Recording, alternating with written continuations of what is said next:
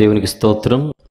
వేదిక మీద ఉన్నటువంటి గౌరవ దైవ సేవకులందరికీ, ప్రాంగణంలో ఉన్నటువంటి దైవదాసులకు, అలాగే చేరి వచ్చిన ఆత్మీయులైన మీ అందరికీ శబ్దము ద్వారా ఈ ప్రాంతంలోనూ లైవ్ ద్వారా దూరం ఉండి ఈ యొక్క సభలను వీక్షిస్తున్న ఆత్మీయ మేలు పొందుతున్న ప్రతి ఒక్కరికి కూడా మహాదేవుడైన యేసుక్రీస్తు ప్రభు వారి పవిత్ర నామంలో నా హృదయపూర్వక వందనములు పేరు పేరున ప్రతి ఒక్కరికి తెలియజేస్తున్నాను.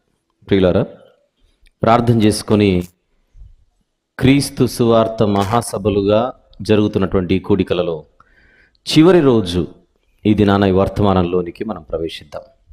ప్రార్థన. పరిశుద్ధుడైన మా ప్రియ పరలోకపు తండ్రి, జీవం గల నాయన, మహిమగల దేవ, మమ్మల్ని ఎంతగానో ప్రేమిస్తున్నటువంటి మా ప్రియమైనటువంటి మా పరమ తండ్రి, మీ ప్రియ కుమారుడు, మా ప్రభువు, ప్రియ రక్షకుడు, నజరేయుడైన యేసుక్రీస్తు ప్రభువారి మహిమగల నామంలో శిలువపై మా నిమిత్తం ఆయన చిందించిన అమూల్యమైన రక్తమును ఆశ్రయించి ఈ దినము కూడా మేమందరము కలిసి మీ ఆత్మ సహాయము చేత మీ వైపు చూచుటకు ఇస్తున్న ఆయుష్ను బట్టి, ఆరోగ్యమును బట్టి, అనుమతిని బట్టి, ప్రభువా అవకాశమును బట్టి మిమ్మల్ని స్తుతిస్తూ ఉన్నాం. ఈ ముగింపు రోజున ఏ మాటలైతే మా అందరికి అవసరమో వాటిని మాకు అనుగ్రహించి ప్రతి ఒక్కరి జీవితాన్ని మీరే నాయన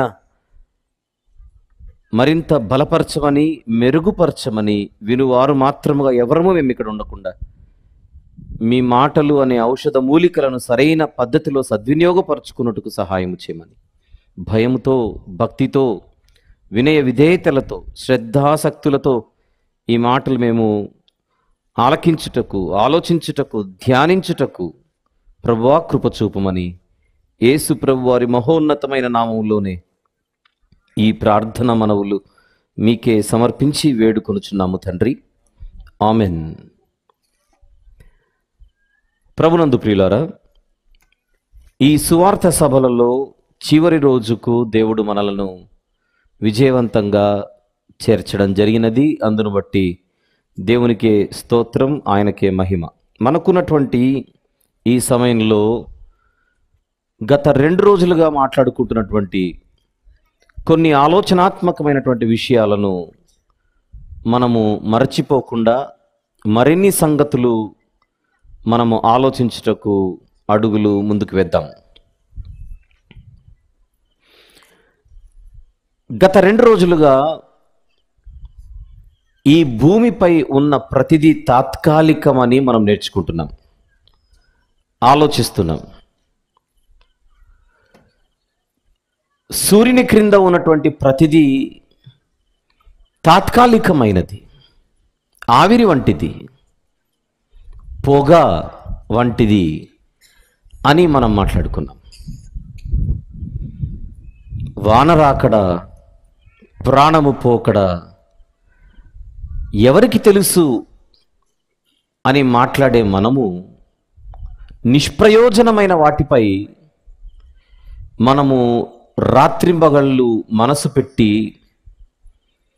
ఎందుకు మనము దేవుని ఎదుట పలు సంగతుల విషయంలో భక్తిహీనులుగా కనబడాలి? ఒక కయీనులా, అలాగే ఒక ఇస్కరియోతు యూదాలా, పరిసయ్యులలా, సౌలులా అని మనము రాత్రి కొన్ని సంగతులు మనం మాట్లాడుకున్నాం. పగలు ప్రతీకారాలు, కోపతాపాలు, ద్వేషాలతో బ్రతకడం అన్నది దేవుని ఎదుట భక్తిగల జీవితానికి నిదర్శనము కాదని, ప్రేమ కలిగి దయ చూపుతూ, కనికరము చూపుతూ ఈ లోకానికి వచ్చిన యేసుక్రీస్తు ప్రభు వారిపై విశ్వాసముంచి మనము మన జీవితాన్ని అర్థవంతంగా మార్చుకోవాలని రాత్రి మనం మాట్లాడుకొని ముగించుకోవడం జరిగింది. అక్కడ నుంచి ఇక్కడ మనం ప్రారంభించి ఈ ముగింపు మాటలలోనికి మనం ప్రవేశిద్దాం. ప్రసంగి గ్రంథము తీద్దాం. అందరూ కూడా బైబిల్ తెరచి ప్రసంగి గ్రంథము 7వ అధ్యాయం మొదటి వచనము ముందుగా చూద్దాం. ప్రసంగి గ్రంథము 7వ అధ్యాయము మొదటి వచనము. సుగంధ తైలము కంటే మంచి పేరు మేలు, ఒకని జన్మదినము కంటే మరణ దినమే మేలు. ఆగుదాం. ప్రతి మనిషి జన్మ ఆ కుటుంబానికి ఆనందం కలిగిస్తుంది. మన ఇంట్లో ఎవరైనా బిడ్డ పుడితే అందరికీ సంతోషమే. బిడ్డ పుట్టిన ఆనందం. ఆ బిడ్డ ప్రతి సంవత్సరము జరుపుకునే పుట్టినరోజుకి మనం చెప్పే శుభాకాంక్షలు ఎలా ఉంటాయి? Happy birthday. పుట్టినరోజు శుభాకాంక్షలు అని మనము పిలుస్తాం. జన్మదినము ఆనందమే. కానీ ఈ వచనములో జన్మదినము పనికిరానిది అనట్ల. జన్మదినము మంచిదే, మేలే. కానీ జన్మదినము కంటే మరణదినమే మేలు అన్నాడు. రెండవ వచనం, విందు జరుగుచున్న ఇంటికి పోవుట కంటే ప్రలాపించుచున్న వారి ఇంటికి పోవుట మేలు. ఏలైనగా మరణము అందరికీ వచ్చును గనుక బ్రతుకువారు దానిని మనస్సున పెట్టుదురు. నాలుగవ వచనం, జ్ఞానుల మనస్సు ప్రలాపించు వారి ఇంటి మీద ఉండును. అక్కడ వరకు చాలు. ఏ మాటలైతే ఇంతవరకు మనం చదువుకున్నామో, బ్రతికున్న మనిషి మరణమును గూర్చి ఆలోచించడము జ్ఞానము కలిగిన సంగతి అని బైబిల్ చెబుతోంది. జ్ఞానుల మనస్సు ప్రలాపించు వారి ఇంట మీద ఉండును అంటే అర్థం ఏమిటి? ప్రలాపించు వారి ఇంటి మీద జ్ఞానుల మనస్సు ఉండును అంటే అర్థం ఏమిటి? మన మనస్సు ప్రలాపించు వారి ఇంటి మీద ఉండాలని. ప్రలాపం అనేది సహజంగా ఎవరింట్లో ఉంటుంది? మరణము జరిగిన ఇంట్లో. అంటే జ్ఞానులు మరణమును గురించి ఆలోచిస్తారు అని, ఆలోచించాలి అని కూడా. బ్రతికున్నవారు మరణమును గూర్చి ఆలోచన కలిగి ఉండాలి. ఎందుకు? జన్మదినము కంటే మరణదినమే మేలు గనుక. రెండవ వచనంలో అంటున్నాడు, మరణము అందరికీ వచ్చును. ఇప్పుడు కొన్ని విషయాలు మీ ముందు నేను ప్రస్తావిస్తాను, అందరూ జాగ్రత్తగా ఆలోచిద్దాం. మరణము అందరికీ వచ్చును. తర్వాత ఆ మరణ దినము అన్నది జన్మదినము కంటే మేలు. ప్రశ్న, మరణమేమో అందరికీ వస్తుంది, కానీ అందరి మరణ దినాలు మేలేనా అని ఇప్పుడు మన ప్రశ్న వేద్దాం. మరణము అందరికీ వస్తుంది, కానీ అందరి మరణ దినాలు మేలేనా? ఒక ఇద్దరు వ్యక్తుల గురించి చూద్దాం. లూకాసు వార్త 16వ అధ్యాయం తీద్దాం, 19 నుంచి. లూకాసు వార్త 16వ అధ్యాయము 19వ వచనము నుండి. ధనవంతుడొకడుండేను, అతడు ఊదా రంగు బట్టలను సన్నపునార వస్త్రములను ధరించుకొని ప్రతి దినము బహుగా సుఖపడుచుండువాడు. లాజరు అను ఒక పేదవాడు, దరిద్రుడు అంటే పేదవాడు, ఉండెను. వాడు కురుపులతో నిండిన వాడై ధనవంతుని ఇంటి వాకిట పడి ఉండి అతని బల్ల మీద నుండి పడు రొట్టె ముక్కలతో ఆకలి తీర్చుకొనగోరెను. అంతేకాక కుక్కలు వచ్చి వాని కురుపులు నాకెను. ఆ దరిద్రుడు మరణించి, మరణం వస్తోంది ఇక్కడ, చనిపోయి దేవదూతల చేత అబ్రహాము రొమ్మున ఆనుకొనుటకు కొనిపోబడెను. ధనవంతుడు కూడా చనిపోయి పాతి పెట్టబడెను.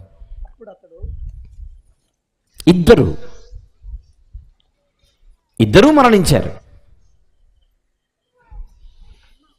అయితే ఇద్దరు మరణించిన ఒక వ్యక్తి కొరకు దేవదూతలు వచ్చారు.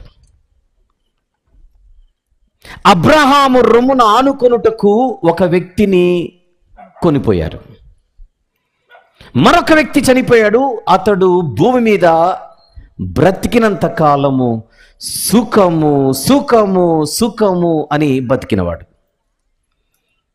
23వ వచనం, చనిపోయి పాతి పెట్టబడినటువంటి ధనవంతుడు పాతాళములో బాధపడుచు కన్నులెత్తి దూరము నుండి అబ్రహామును అతని రొమ్మున ఆనుకొని ఉన్న లాజరును చూచి, తండ్రివైన అబ్రహామా, నా యందు కనికరపడి తన వ్రేలి కొనను నీళ్ళలో ముంచి నా నాలుకను చల్లార్చుటకు లాజరును పంపుము, నేను ఈ అగ్నిజ్వాలలో యాతన పడుచున్నానని కేకలు వేసి చెప్పాను. ఇద్దరు వ్యక్తులు, ఇద్దరికీ మరణం వచ్చింది. ప్రసంగి గ్రంథంలో మనం చూసిన మాట ఏమిటి? మరణము అందరికీ వచ్చును. ఇప్పుడు ఇక్కడ ఇద్దరికీ వచ్చింది. కానీ మరణించిన తర్వాత ఇద్దరి స్థితిగతులు మారిపోతున్నాయి. మరణించిన తర్వాత ఇద్దరి స్థితిగతులు మారిపోతున్నాయి.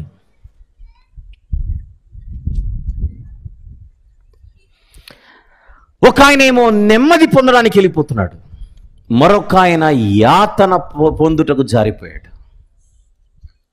ఇప్పుడు నేను అడుగుతున్నాను, వీళ్ళిద్దరిలో మరణదినం అన్నది ఎవరికి మేలుగా మారింది? ఒక్కరికే. వీళ్ళిద్దరిలో మరణ దినం అన్నది ఎవరికి మేలుగా మారింది? ఒక్కరికే.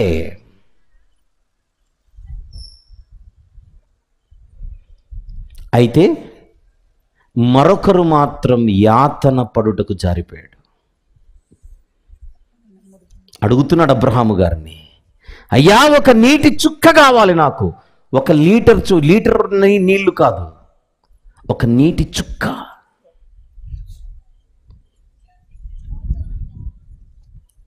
తన వ్రేలి కొనను నీళ్ళలో ముంచిన నాలుకను చల్లార్చుటకు లాజరును పంపు. వేళ్లను నీళ్ళలో ఉంచి అలా వదిలితే ఎన్నొస్తాయి నీళ్లు? ఒక చుక్క, ఒక బిందువు. అందుకు అబ్రహాం గారి సమాధానం 25వ వచనంలో, అందుకు అబ్రహాము, కుమారుడా, నీవు నీ జీవిత కాలమందు నీకిష్టమైనట్టు సుఖం అనుభవించితివి.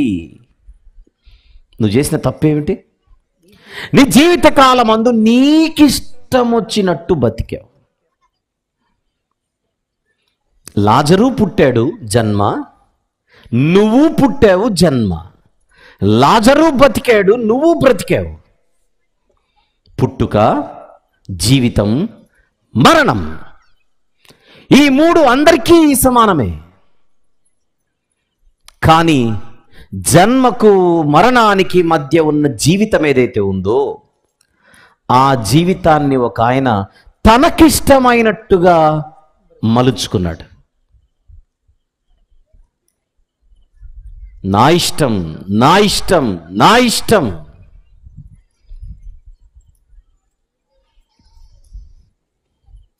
అందులో నీ జీవిత గమ్యం ఏమిటి అని అడిగితే సుఖం.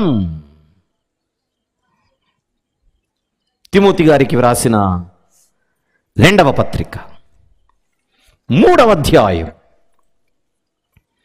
తిమోతి గారికి వ్రాసిన 2వ పత్రిక 3వ అధ్యాయం 5వ వచనం ఒక్కసారి చూద్దాం. 5వ వచనం, పైకి భక్తి గల వారి వలె ఉండియు,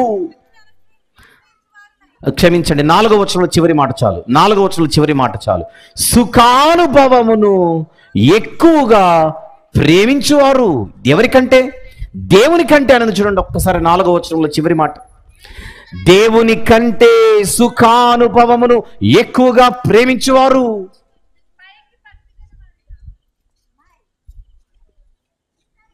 ధనమా, దైవమా అని అడిగితే ధనమే.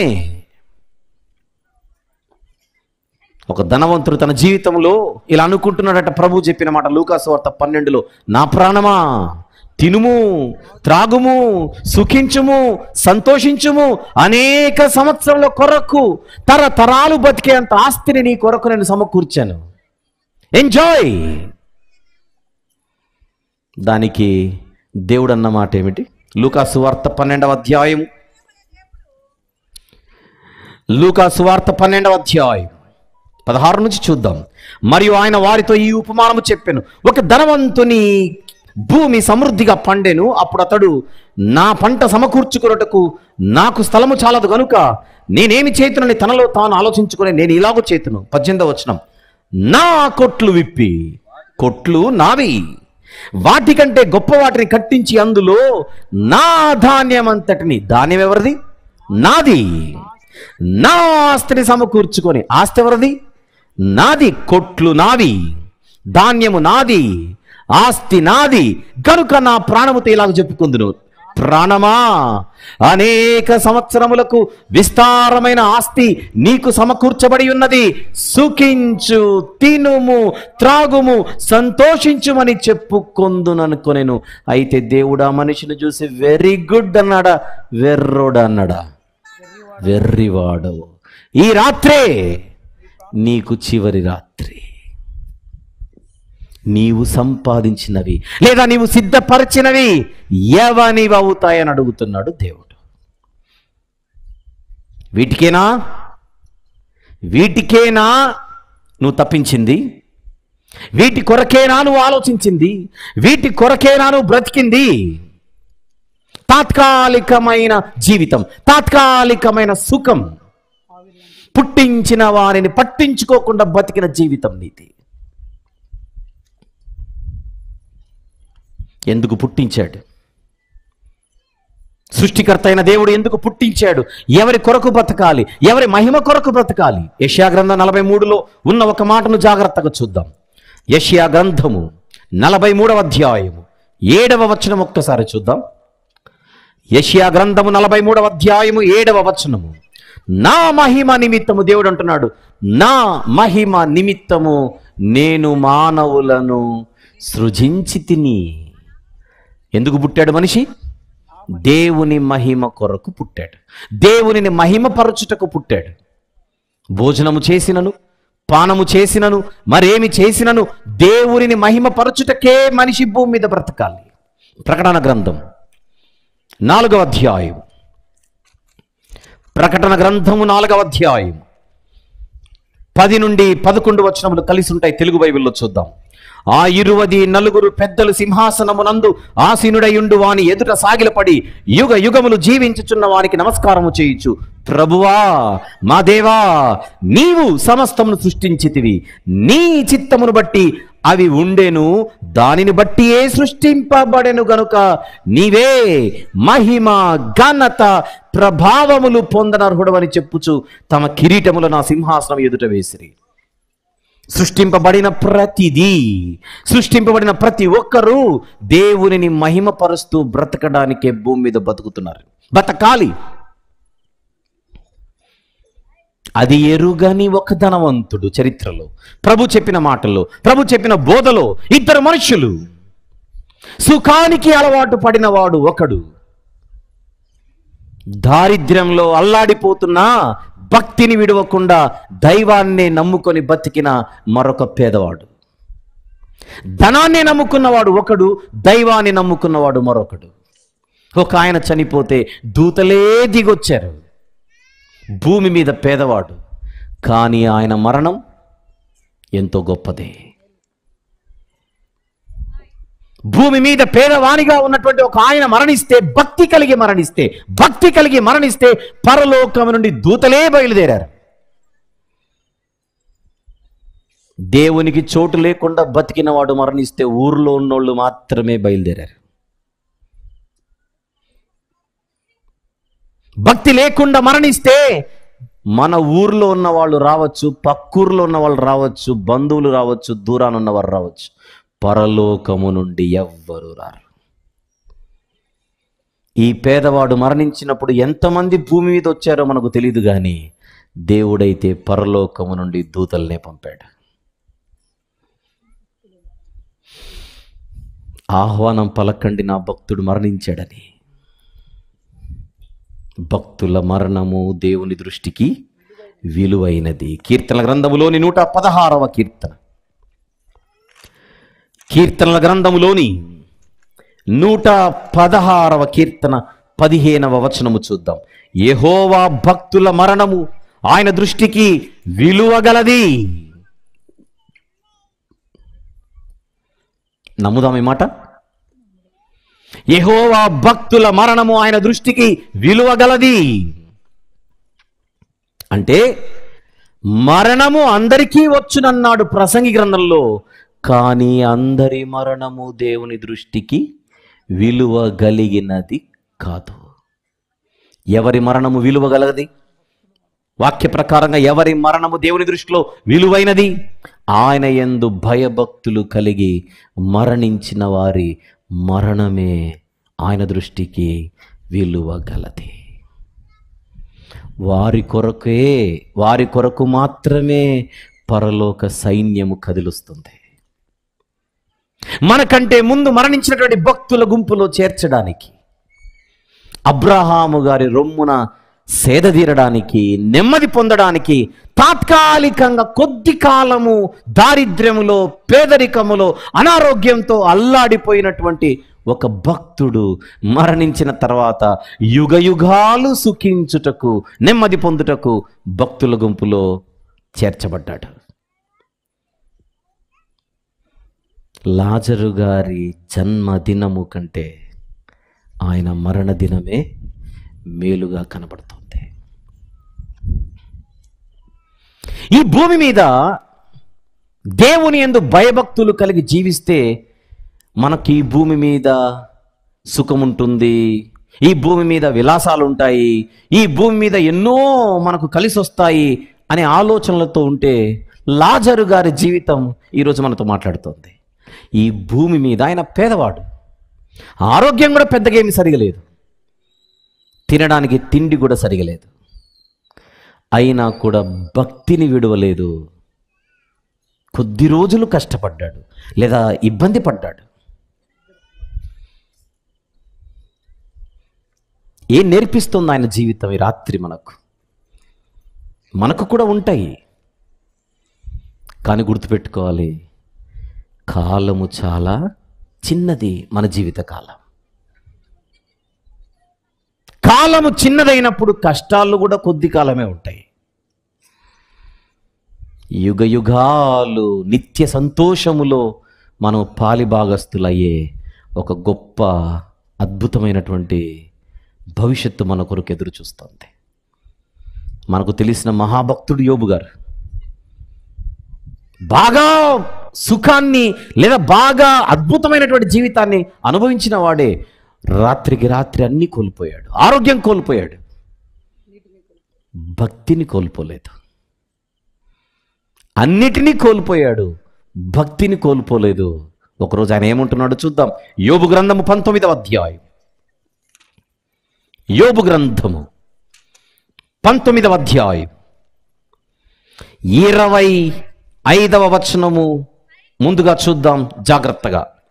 అయితే నా విమోచకుడు సజీవుడు, అయితే నా విమోచకుడు సజీవుడనియు తరువాత ఆయన భూమి మీద నిలుచుననియు నేను ఎరుగుదును. ఈలాగు నా చర్మము చీకిపోయిన తరువాత శరీరముతో నేను దేవునిని చూచెదను. అది ఆయన భక్తి, అది ఆయన నిరీక్షణ, అది ఆయన విశ్వాసము. చర్మము చీకిపోయినా, ఆరోగ్యము కోల్పోయినా, బలమంతా ఉడిగిపోయినా ఆయన చెబుతున్నది ఏమిటి? ఇది తాత్కాలికం. సజీవుడైన నా విమోచకుడు నాకు గొప్ప భవిష్యత్తునిస్తాడు. ప్రియమైన దేవుని వారలారా, ఈ ముగింపు రోజు మనము ప్రసంగి గ్రంథము నుండి కొన్ని విషయాలు ఆలోచించడానికి మన ప్రయాణాన్ని మొదలుపెట్టాం.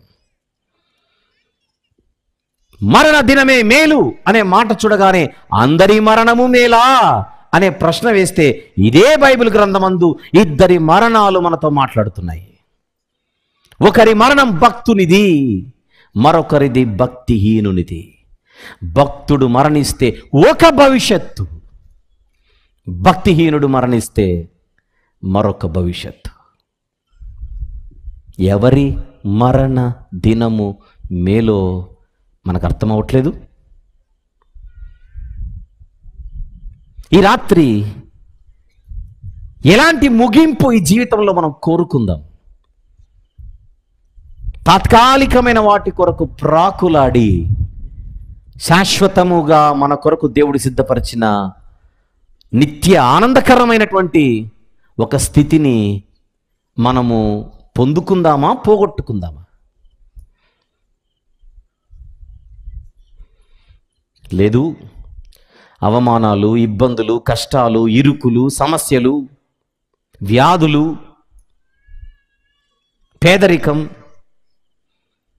ఇవన్నీ ఉన్నా పర్లేదు, కానీ కొద్ది రోజులు మాత్రమే ఇవి అని, ఇవి తాత్కాలికమైనవని లాజరు పొందిన నెమ్మది నేను కూడా పొందుకోవాలనే ఒక ఆలోచన మనకుంటే ఈ రాత్రి మరింత ఒక దృఢ నిశ్చయం మనం ఎందుకు తీసుకోకూడదు?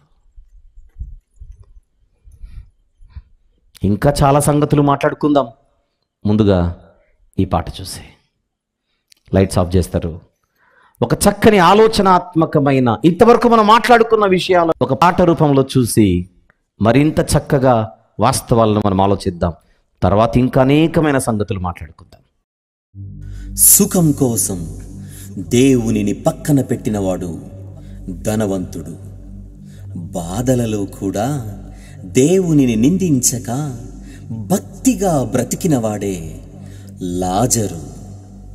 అయితే వారు మరణించిన తరువాత ఏం జరిగింది?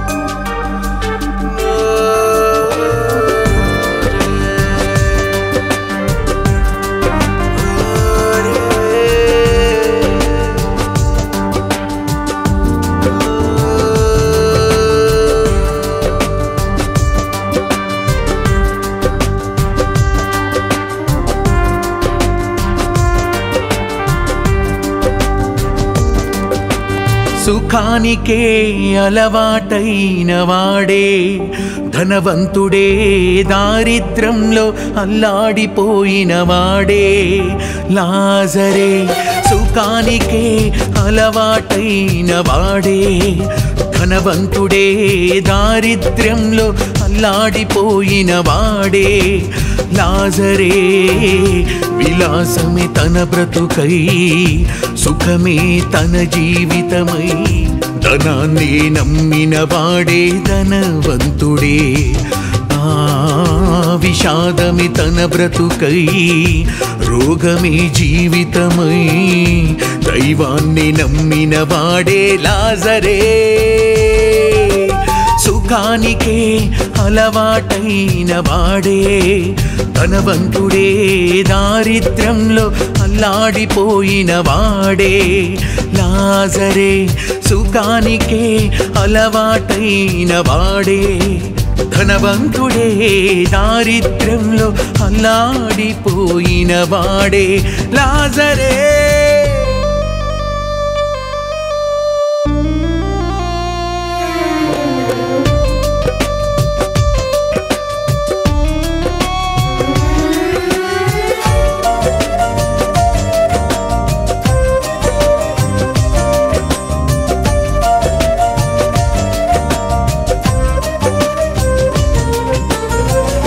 లాజరే చనిపోగా దూతలే దిగిరాగా కొనిపోబడేగా లాజరు. అబ్రహాము రొమ్మున ఆనుకునే పేదవాడు ఎంత గొప్ప ధన్యతే ఇది. ధనికుడే చనిపోగా ఎవరును దిగిరాక పాతాళముకే జారిపోగా తీవ్రమైన యాతనతో కేకలేసే ధనవంతుడు తీరని బాధయే ఇది. సుఖానికే అలవాటైన వాడే ధనవంతుడే దారిద్ర్యంలో అల్లాడిపోయిన వాడే లాజరే. సుఖానికే అలవాటైన వాడే ధనవంతుడే దారిద్ర్యంలో అల్లాడిపోయిన వాడే లాజరే.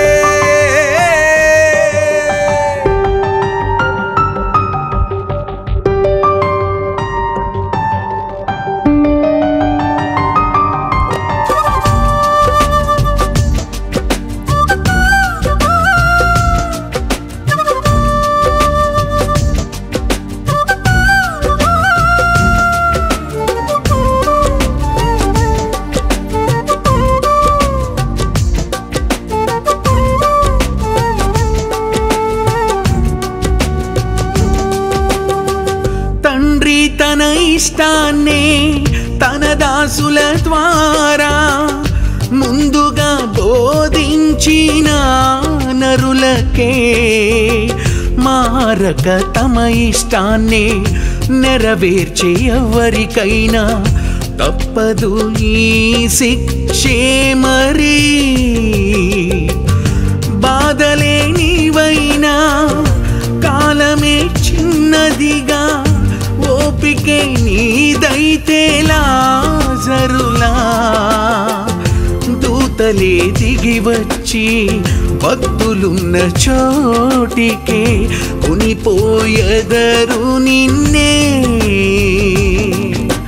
సుఖానికే అలవాటైన వాడే ధనవంతుడే దారిద్ర్యంలో అల్లాడిపోయిన వాడే లాజరే. సుఖానికే అలవాటైన వాడే ధనవంతుడే దారిద్ర్యంలో అల్లాడిపోయిన వాడే లాజరే.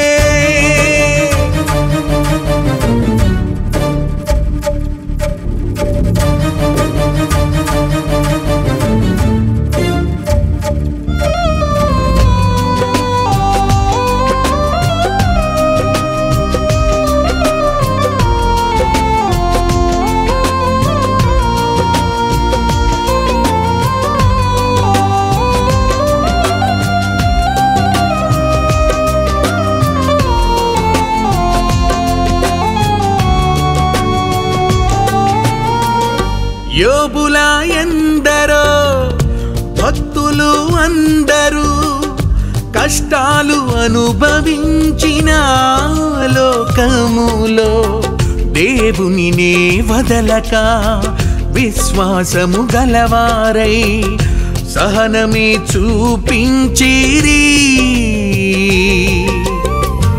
సిలువనే సహించి బాధలే భరించి మాదిరై ఉన్నాడుగా ప్రభు యేసు.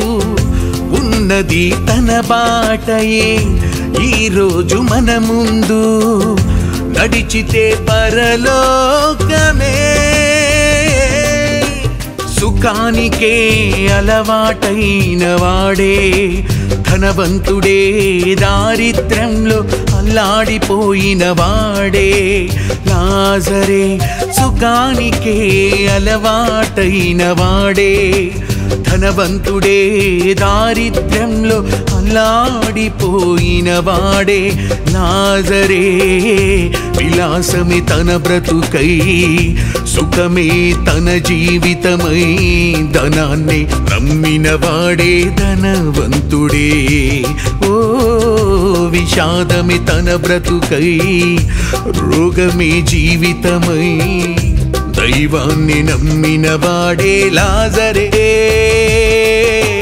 సుఖ సుఖానికే అలవాటైన వాడే, ధనవంతుడే దారిద్ర్యంలో అల్లాడిపోయిన వాడే. లాజరే సుఖానికే అలవాటైన వాడే, ధనవంతుడే దారిద్ర్యంలో అల్లాడిపోయిన వాడే. లాజరే. పాట మనకు చూపింది పాఠం చూసి మనం ఎంజాయ్ చేయడం కాదు, కానీ ఆలోచించాలి.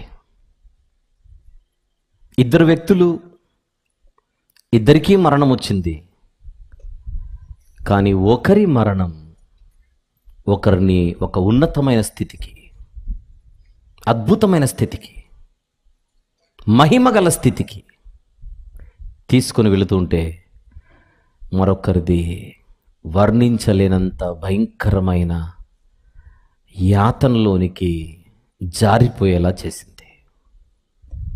సూర్యుని క్రింద తాత్కాలికమైన వాటి కోసం పరుగులెత్తి నా పౌరస్థితి పరలోకమందు ఉన్నది అనే వాస్తవాన్ని ఆలోచించలేక బతికి చనిపోయిన ఒక అభాగ్యుడి గాథది. ఏ జాబితాలో ఉందా?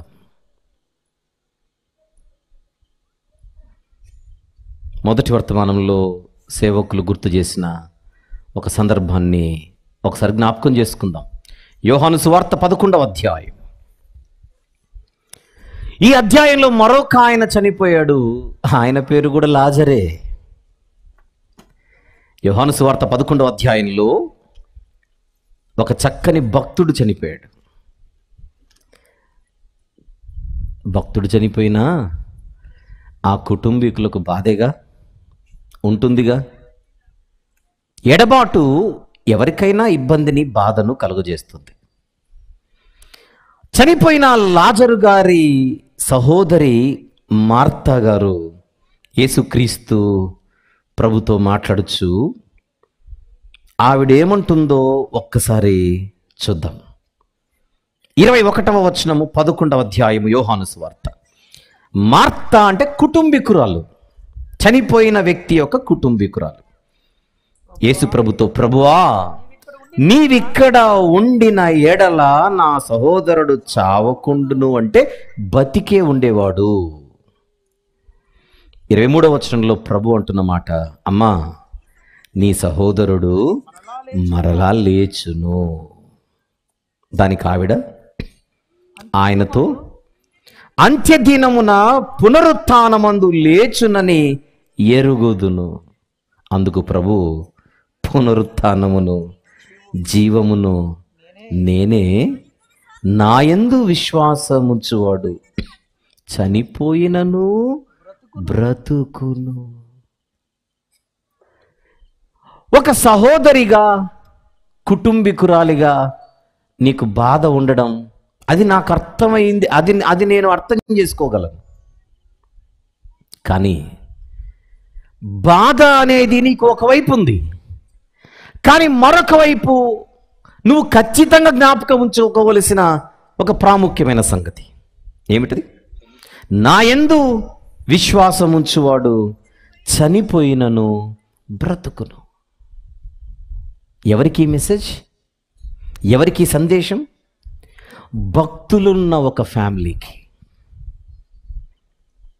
ప్రసంగి గ్రంథంలో మరణము ఎవరికి వచ్చునని చూసాం?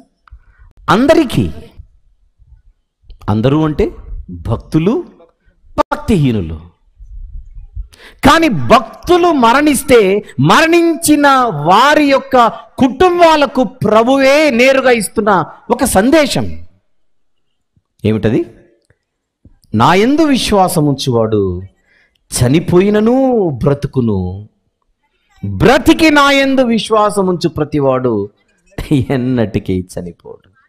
అదేంటది? లాజరు చనిపోయాడుగా, లాజరు చనిపోయాడుగా. 11వ వచనంలో చనిపోయిన లాజరు గురించి ప్రభు అంటున్న మాట ఏమిటో చూద్దాం. 11వ వచనం, మన స్నేహితుడైన లాజరు నిద్రించుచున్నాడు. మరణం అని మనం అంటున్నాం, నిద్ర అని ఆయన అంటున్నాడు. అంటే భక్తులు మన కుటుంబాలలో మరణిస్తే సమాజం దానిని మరణం అని అంటున్నా, ప్రభువు తానే చెబుతున్నమాట, అది ఒక నిద్ర.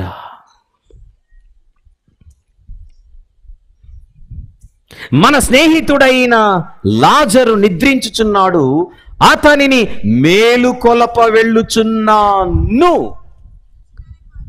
వెళ్ళుచున్నాము కాదు, వెళ్ళుచున్నాను అని వారితో చెప్పాడు.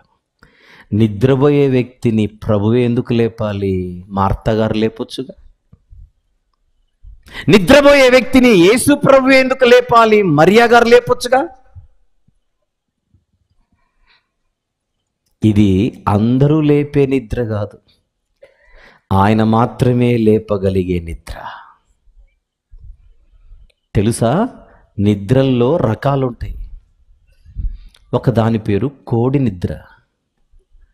మనం బస్సుల్లో వెళ్ళేటప్పుడు అలా కునికి అలా కళ్ళు మూసుకుంటాం, హార్న్ కొడితే లేస్తాం అంతే. ఇది బస్సు హార్న్ లేపే నిద్ర. రాత్రిపూట్ల పడుకున్నప్పుడు వేకుజాము ఎక్కడికైనా వెళ్ళాలంటే అలారం పెట్టుకుంటాం, అలారం మోగగానే లేచేస్తాం. ఇది అలారం లేపే నిద్ర. రకాలు. ఉదయమే బడికి వెళ్ళాలి పిల్లలు, అమ్మ ఎంత లేపినా లేవరు, నాన్న స్వరము వినగానే లేస్తారు. ఇది నాన్న లేపే నిద్ర. అమ్మ లేపుతున్నా ఆస్కార్ అవార్డు యాక్టింగ్ చేస్తూ పడుకొనే ఉంటారు బెడ్పై. అమ్మ ఎంత లేపినా లేవరు, నాన్న వచ్చి లే అనగానే చాలు అలా లేవాల్సింది అంతే. ఇది డాడీ లేపే నిద్ర. ఒక్కొక్కసారి బీపీ డౌన్ అయి పడిపోతారు, అప్పుడు డాడీ లేపినా లేవరు, డాక్టర్ రావాల్సిందే. ఇది డాక్టర్ లేపే నిద్ర. అర్థమైందా నిద్రలో రకాలు? ఇన్ని రకాల నిద్రలున్నాయి ప్రపంచంలో. మరొక నిద్ర ఉంది, అది యేసు ప్రభు మాత్రమే లేపగలిగే నిద్ర.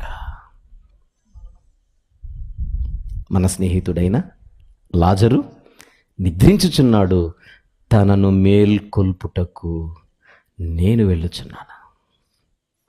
5వ అధ్యాయం, అదే యోహాను సువార్త 5వ అధ్యాయం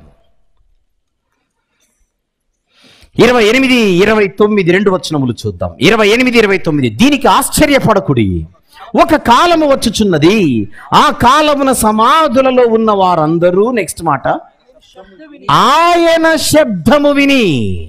ఎవరైనా? యేసుక్రీస్తు ప్రభు. ఆయన శబ్దము విని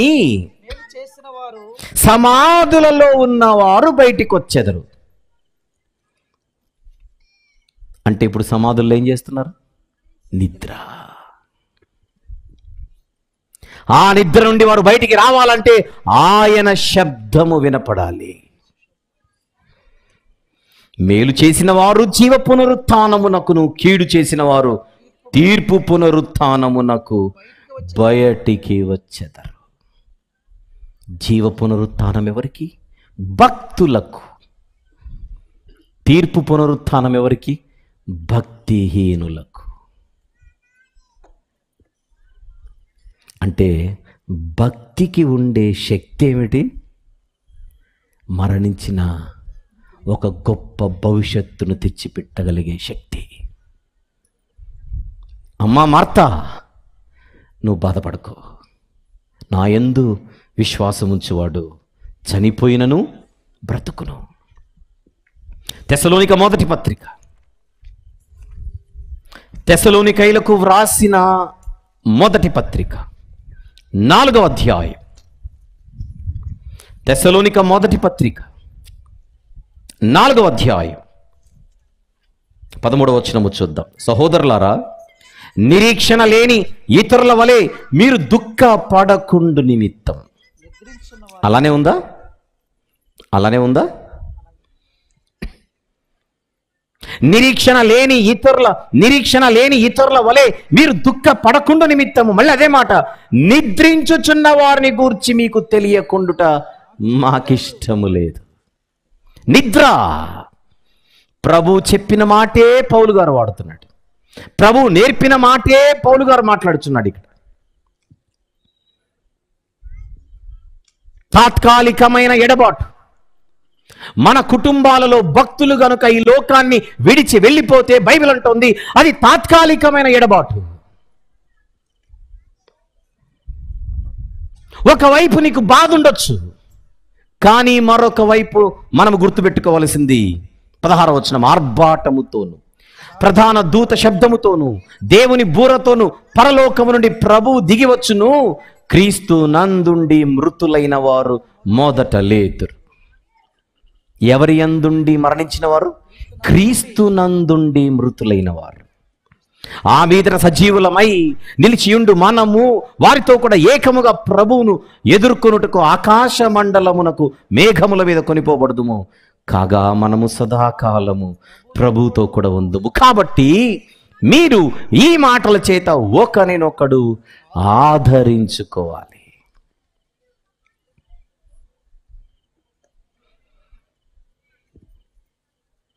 భక్తుల మరణం దేవుని దృష్టికి విలువ గలదే. వారి మరణ దినము ఎంతో మేలైనది. ఈ పౌలు భక్తుడు అంటున్న మాట, బ్రతుకుట క్రీస్తే, చావైతే లాభము. మరణము లాభమా? అవును. ఎవరికి? భక్తులకు మరణము లాభమే.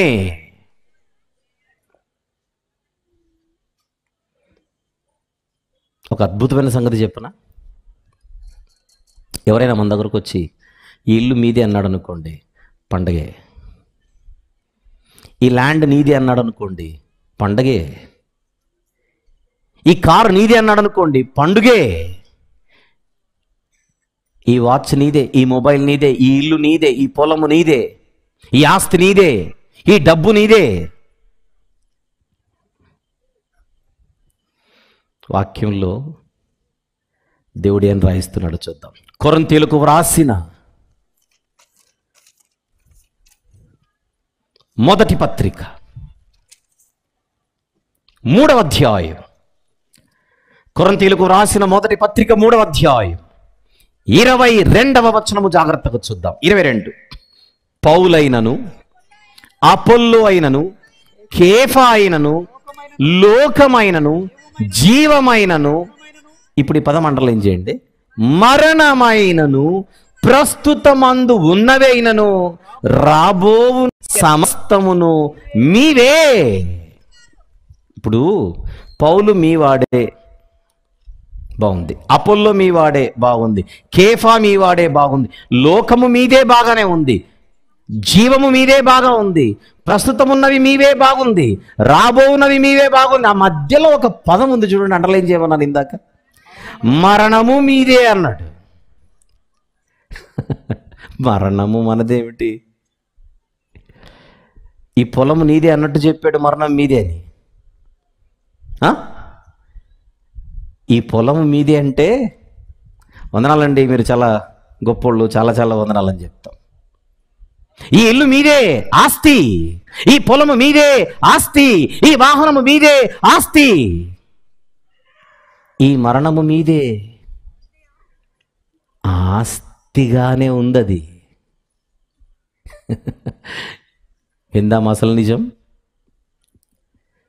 భూమి మీద భక్తులకు దేవుడు మరణాన్ని ఒక ప్రాపర్టీగా ఇచ్చాడు. ఏమిగా ఇచ్చాడు? ఆస్తిగా ఇచ్చాడు. మరణము భక్తులకు ఆస్తి. ఇంకా చెప్పనా? మరణము భక్తులకు సేవ చేయడానికి దేవుడు పెట్టిన ఒక సేవకుడు. భక్తిహీనులకు మరణము యజమాని. భక్తులకు సేవకుడు. భక్తులు లోకాన్ని విడిచిపెట్టేటప్పుడు మరణము అనే డ్రైవర్ రథము తీసుకొని ఇంటి బయట ఉంటాడు. దేవుడు పంపిస్తాడు, నా కుమార్తె నా కొడుకు లోకాన్ని విడిచొస్తున్నాడు, రథము సిద్ధము చెయ్యి. భక్తురాలు మరణించగానే మరణమనే సేవకుడు రథాన్ని సిద్ధము చేసి బయట ఉంటే రాజులాగా భక్తుడు ఆ రథం ఎక్కెళ్ళిపోతాడు. ఎక్కడికి? భక్తులున్న గుంపులోనికి. ఇది వాస్తవం. ఏమన్నాడు? కొరింథీ మొదటి పత్రిక 3వ అధ్యాయము 22వ వచనములో, మరణము మీదే.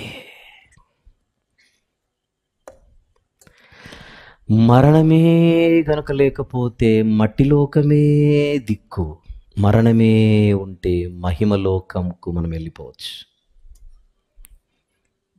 మరణ ద్వారము గుండా మనము ప్రవేశించి మరొక శాశ్వత జీవితంలోనికి వెళ్ళిపోవచ్చు. అందుకే ఒక గొప్ప భక్తుడు రాసిన పాట, సకలేంద్రియములారా చాలా మీ పని తీరే, ఇకనైనా నన్ను విడిచి పోవుటకు వేలయ్యన్. బాగా తెలిసిన పాట. ఒక భక్తుడు ఆంధ్ర క్రైస్తవ కీర్తనల్లో ఉండే ప్రముఖమైన పాట. సకలేంద్రియములారా, తన శరీరములోని అవయవాలతో చెబుతున్నాడు ఈ భక్తుడు, సకలేంద్రియములారా చాలా మీ పని తీరేనంటే ఈ అవయవాలతో చెబుతూ ఇక మీ పని అయిపోయింది, ఇకనైనా నన్ను విడిచి పోవుటకు, నన్ను వదిలేచ్చు కదా నేను వెళ్ళిపోతానంటున్నాడు శరీరముతో. నన్ను వదిలేస్తే నేను వెళ్ళిపోతాను శరీరమా. మరణం అంటే ఏంటో మనం ఆలోచిస్తే వాక్యపు వెలుగులో రేపొద్దున మనం కూడా అదే పాట పాడతాం.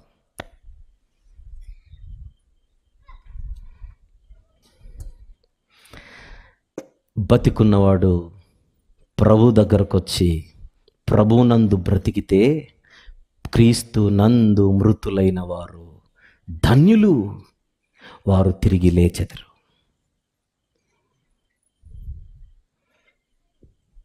మన కుటుంబాలలో ఎవరైనా మరణించినప్పుడు ఒక ప్రశ్న వేయాలి.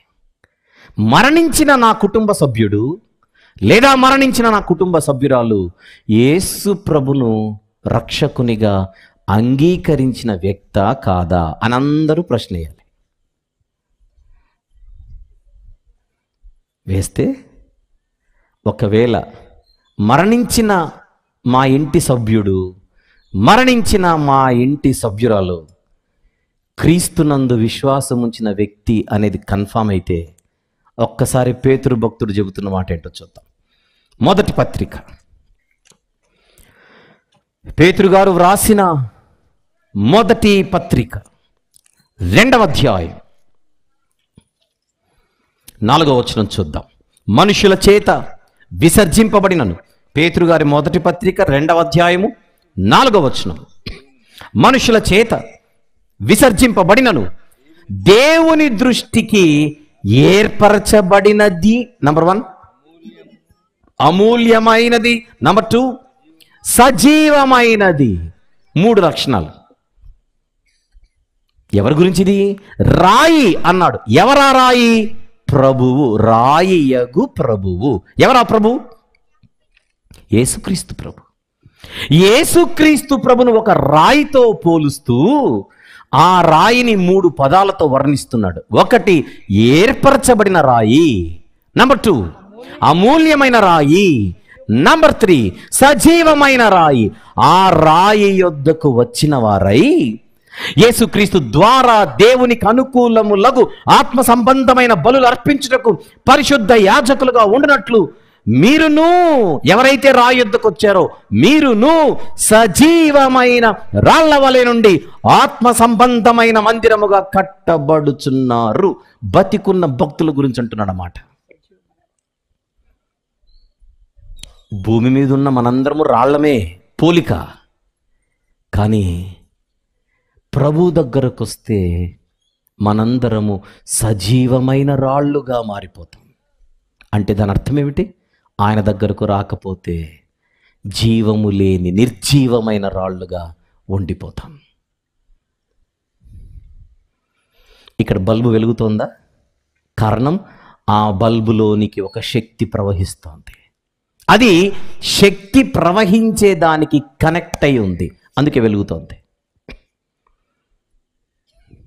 నేనే మార్గము, నేనే సత్యము, నేనే జీవము అని ఎవరైతే అన్నారో ఆయన గురించి వర్ణన, ఏర్పరచబడిన రాయి, అమూల్యమైన రాయి, సజీవమైన రాయి. ఆ రాయి యొద్దకు వచ్చి ఆ ప్రభువును రక్షకునికి అంగీకరించి ఆయన రక్తంలో కడుగబడిన ప్రతి ఒక్కరు కూడా బైబిల్ ప్రకారం ఎవరై ఉన్నారు? సజీవమైన రాళ్ళై ఉన్నారు. మన కుటుంబాలలో ఎవరైనా మరణిస్తే మనం వేయవలసిన ప్రశ్న, మరణించిన నా కుటుంబ సభ్యురాలు సజీవమైన రాయిగా ఉండి మరణించారు కదా, అయితే నో ప్రాబ్లం. ప్రభు దగ్గరకు రాకుండా మరణిస్తేనే ఇబ్బంది. బైబిల్ అంటోంది, క్రీస్తునందు మృతులైన వారు మరలా లేచెదరు, ధన్యులు.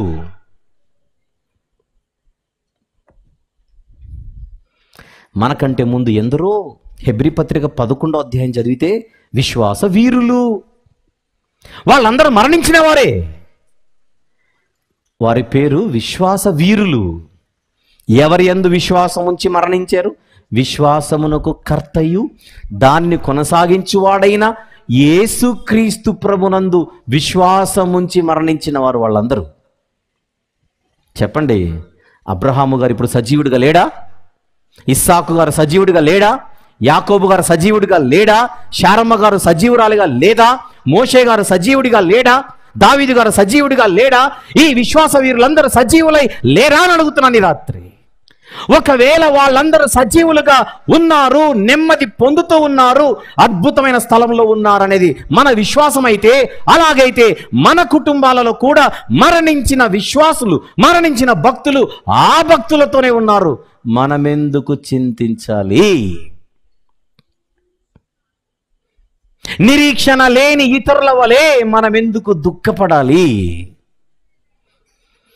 తాత్కాలికమైన ఎడబాటు, ఒకవైపు బాధ ఉండొచ్చు, కానీ మరోవైపు భక్తుల గుంపులో వారు ఉన్నారన్న సంగతి మన మనసుకు వచ్చినప్పుడంతా ఆనందముతో మన హృదయం పొంగిపోవాలి. 2, బతికున్నప్పుడు వాళ్ళు మన కళ్ళ ముందు చేసిన క్రియలేమిటి? సత్క్రియలు. మనకంటే ముందు మన కుటుంబాల నుంచి వెళ్ళిపోయినటువంటి వారు బతికున్నప్పుడు మన కళ్ళ ముందు చేసిన క్రియలేమిటి? సత్క్రియలు కావా? వారి భక్తిగల జీవితం ఈరోజు మనకు పాఠము కాదా? చెప్పండి.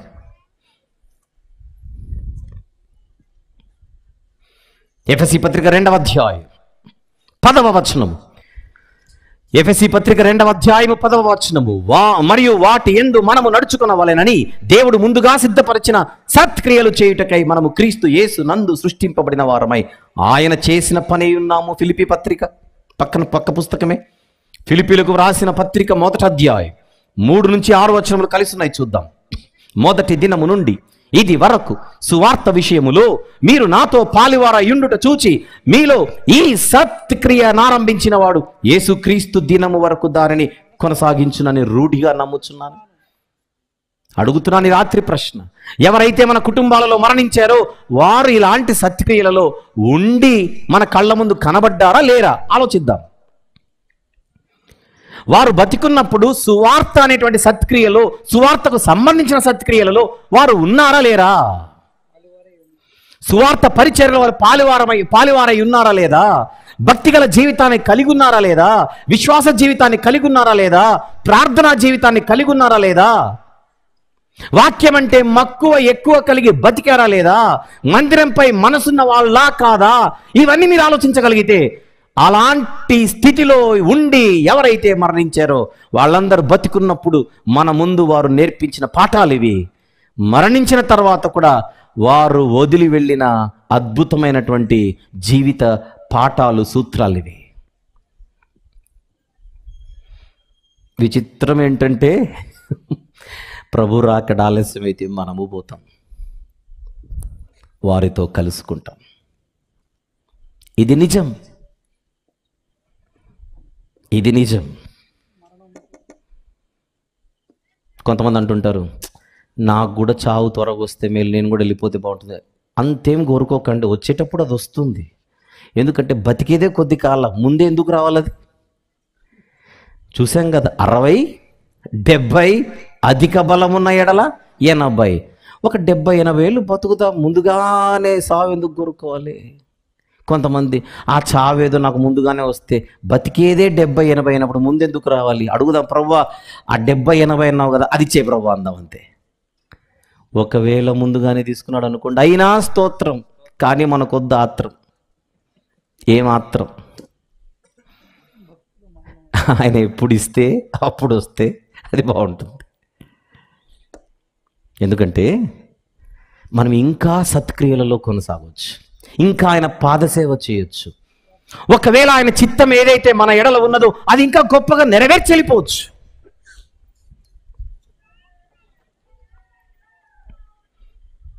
ఒకరి వంతులో ఒకరు వెళ్ళిపోవలసిందే, తమ వంతు చొప్పున. మా ముత్తాత గారు ఈరోజు భూమి మీద లేడు, మా తాతగారు లేరు, మా నాన్నగారు లేరు. ఇప్పుడు నా కొడుకున్నాడు. మామూలుగా సహజంగా ఆలోచిస్తే ఇప్పుడు నా కొడుకు కంటే ముందు ఎవరు పోవాలి చెప్పండి? నేనే పోతాను టైం వచ్చినప్పుడు. తర్వాత నా కొడుకు, ప్రభు రాకడ ఆలస్యం అయితే తర్వాత మనవడు, నా మనవడి కంటే ఎవడు ముందు పోవాలి? నా కొడుకు. ప్రభు రాకడ ఆలస్యం అయితే తర్వాత నా మనవడు, తర్వాత ఇంకా ఆలస్యం అయితే తర్వాత వాని కొడుకు. సీనియారిటీ వెళ్ళిపోవలసిందే. కారణం సూర్యుని క్రింద ఉన్న ప్రతిదీ తాత్కాలికం. తాత్కాలికం. ఫిలిప్పీ పత్రిక 1వ అధ్యాయం, ఫిలిప్పీ పత్రిక 1వ అధ్యాయం 21 నుంచి, నా మట్టుకైతే బ్రతుకుడు క్రీస్తే, చావైతే లాభము అయినను, ఆయన అంటున్నాడు చూడండి, నాకు చావైతే లాభము అయినను శరీరముతో నేను జీవించుటయే నాకున్న పనికి ఫల సాధనమైన ఎడల నేనేమి కోరుకుందును నాకు తోచలేదు. ఈ రెంటి మధ్య ఇరుకొనబడి ఉన్నాను. నేను వెడలిపోయి క్రీస్తుతో కూడా ఉండవలెనని నాకు ఆశయున్నది, అది నాకు మరి మేలు. అయినను నేను శరీరమునందు నిలిచి ఉండుట మిమ్మును బట్టి మరి అవసరమై ఉన్నది. ఎందుకంటే పరిటాలలో మళ్ళీ ఫ్యూచర్లో మీటింగ్లు పెడతారు కదా అని. ఇప్పుడు మీటింగ్లు మీరు పెడతారు, నేను రావచ్చు, మరొక సేవకుడు రావచ్చు, మరొక సేవకుడు రావచ్చు. నా పాయింట్ ఏంటంటే, భూమి మీద మనకు పని ఉందని దేవుడు నిర్ణయించినప్పుడు మరణం కొంచెం ఆలస్యంగా వస్తే తప్పేముంది? Very good. ఒకవేళ దేవుడు పని అయిపోయింది ఆయన వచ్చేనాడు అనుకోండి, ఆ మరణం ముందు వస్తే తప్పేముంది? భక్తులకు మరణము ఎప్పుడొచ్చినా ఆ మరణ దినము మేలు. జన్మ దినము కంటే మరణ దినమే మేలు. ఎవరి మరణం? భక్తుల మరణం. ఒకవైపు బాధ ఉన్న, మరోవైపు భక్తులతో వారున్న స్థితిని జ్ఞాపకం చేసుకుంటే ఆనందం. ఆనందం. మనతో వారు లేరు నిజమే, భక్తులతో ఉన్నారు సత్యమే. ఇది ఒక నాణెము లాంటిది. ఒకవైపు బాధ, మరొక వైపు ఆనందం.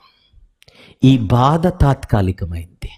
కారణం మన టైము మనం వెళ్ళిపోతాం. పౌలు గారు ఏమంటున్నారు? శరీరముతో మిమ్మును బట్టి ఉండడం కొద్ది కాలం నాకు అవసరం. ఈరోజు ఈ పరిటాలలో తెర మీద కనపడుతున్న యోనా గారు అందరికీ సుపరిచితుడు. పరిటాలలో ఉన్నవారికే కాదు, ఎక్కడో హైదరాబాద్లో ఉన్న మాకు సుపరిచితుడే. ఈ 2 తెలుగు రాష్ట్రాలలో అనేక మందికి ఆయన సుపరిచితుడు. ఆయన మాత్రమే కాదు పరిచయం, ఆయన జీవితం కూడా మాకు పరిచయమే. రాత్రి చెబుతున్నారు కుటుంబ సభ్యులు, మొబైల్ కొనిస్తామన్నా వద్దన్నాడట. వెళ్ళిపోతాడు, మీటింగ్స్ ఎక్కడున్నా వెళ్ళిపోతాడు. వెళ్ళేటప్పుడు కుటుంబానికి ఆయన చెప్పే మాట ఏంటో చెప్పనా, బతుకుంటే వస్తాను, రాకపోతే లేనట్టే, ఫిక్స్ అయిపోవడం చెప్పి వెళ్ళిపోతాడట. మొబైల్ అంటే వద్దంటాడట. అది యోనా గారి జీవితం. ఆయన కుమారుడు ఇశ్రాయేల్ గారు పోయిన సంవత్సరం మీటింగ్స్ ఆయనే పెట్టారు. అంతకుముందు కూడా అనుకుంటే ఇఫ్ ఐఎమ్ నాట్ రాంగ్. పోయిన సంవత్సరం ఆయన భూమి మీద ఉన్నప్పుడే ఈ డేట్లు తీసుకున్నాడు. అంటే సిద్ధపాటు, డేట్లు ఎక్కడ మిస్ అవుతాయోనని.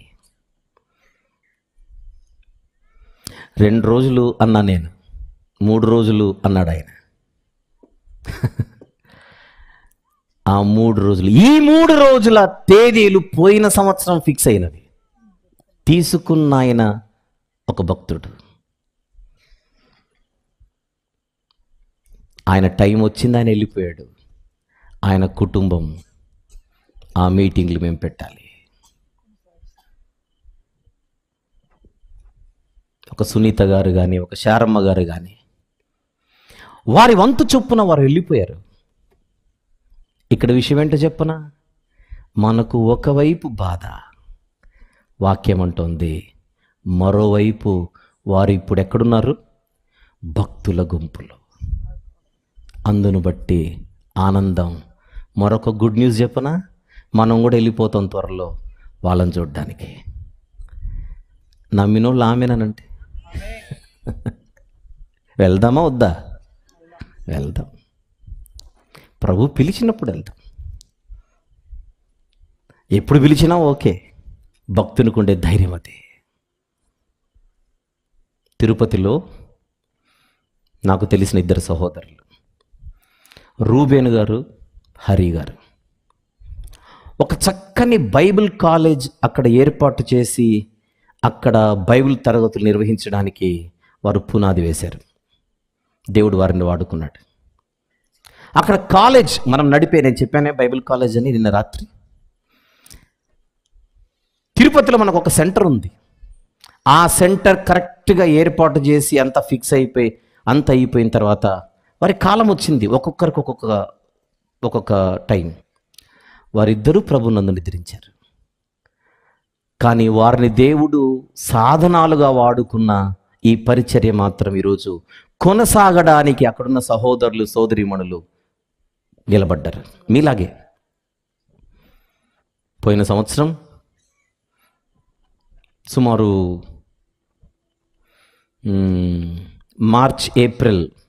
మార్చ్ మాసం నుండి ఏప్రిల్ మధ్యలో నేను ఈ 2 భక్తులను మనసునందుంచుకొని ఒక పాట రాశాను. అది అందరు భక్తులకు, అందరి విశ్వాసులకు, భక్తులను విశ్వాసులను కలిగి వారు ప్రభునందు నిద్రించిన వారి తర్వాత ఏ కుటుంబాలైతే ఉంటాయో, ఏ ఆత్మీయులైతే ఉంటారో మనలాంటి వాళ్ళందరూ కూడా ఆలోచించవలసిన ఆలోచనాత్మకమైన మాటలున్న పాటది. మనము చనిపోయిన వారితో మనం అప్పుడప్పుడు మాట్లాడుతుంటాం కదా, అంటే జనరల్గా మనసులో మాట్లాడుకుంటుంటాం కదా. ఈ పాట ద్వారా వారితో మనం ఏం చెబితే బాగుంటుందో అని ఆలోచిస్తూ రాసిన పాట.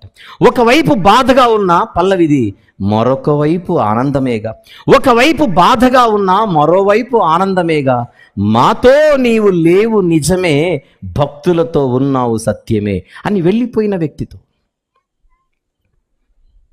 ఇశ్రాయేల్ గారు అక్టోబర్ 14వ తేదీన మరణించారని ఈరోజు కుటుంబ సభ్యులు చెప్పారు. విచిత్రం ఏంటంటే కోఇన్సిడెన్స్, మా నాన్నగారు మరణించింది కూడా అదే అక్టోబర్ 14. ఈ సంవత్సరం అక్టోబర్ 14 వీలైతే ఇక్కడ ఒక ప్రార్థన కూడిక పెట్టుకోవాలని వారు ఆలోచన కలిగి ఉన్నారు. ఎప్పుడు అన్నాను, డేట్ చెప్పగానే వెంటనే నేను చెప్పాను, మా నాన్న మరణించింది కూడా అదే రోజే, 2007వ సంవత్సరం. అది ఆయన వంతు ఆ రోజు వచ్చింది. అలా మన కుటుంబాలలో ఎవరైతే మరణించి ఉంటారో వాళ్ళు విశ్వాసులైతే మనం చెప్పొచ్చు, ఏర్పరచబడిన అమూల్యమైన సజీవమైన రాయి యొద్దకు ఒకరోజు నీవు చేరుకుంటివే బతికున్నప్పుడు, ప్రభుయేసే ఆ రాయని గుర్తించితివే బతికున్నప్పుడు, సజీవమైన రాయిగా మారిపోతివే బతికున్నప్పుడు, జీవము గల మందిరంలో చేర్చబడితివే బతికున్నప్పుడు. చనిపోయిన వారి గురించి స్మరించుకుంటూ ఆలోచిద్దాం. అది మొదటి చరణం. రెండవ చరణం, సత్క్రియలలోన నీ ఉండిన తీరే ఎందరికో మాదిరై నిలిచి ఉందిలే. ఒకప్పుడు నువ్వు సత్క్రియలో ఉన్నావు మా కళ్ళ ముందు, అవన్నీ ఈరోజు ఇప్పటికీ మాదిరిగా ఉన్నాయి మా కళ్ళ ముందు. ఒకరోజు నీతో మేము కూడా ప్రభు యేసును కలుసుకుని ఆనందింతుము, సార్వత్రిక సంఘముగా ఎత్తబడెదము, సదాకాలము దేవునితో ఉందుము. వస్తాము, మీరు వెళ్ళిపోయారని అక్కడ ఆనందం ఉండడం కాదు, మేము కూడా సిద్ధపడుతున్నాం రావడానికి అని పోయిన వాళ్ళతో చెప్పాలి. మనం నువ్వు రా అనకూడదు, పోయినోళ్ళు రావాలని అడగకూడదు. మేము వస్తున్నాము, be ready to invite us, మమ్మల్ని ఆహ్వానించడానికి రెడీ ఉండమని చెప్పాలండి. 3, భక్తులెవ్వరైనా, మూడో చరణం, భక్తులెవ్వరైనా మన ఇంటిలోన కనుమూసిన ఎప్పుడైనా యోచింతుము, ఒకరోజు వారితో మనము కూడా ప్రభుయేసుని సన్నిధిలో నిలిచి యుందుము. భక్తి కలిగి జీవిస్తే ఇది సాధ్యము, త్రిత్వ దైవ సన్నిధే మన భాగ్యం. ఇది మాట. ఇప్పుడు పాట చూద్దాం పాట.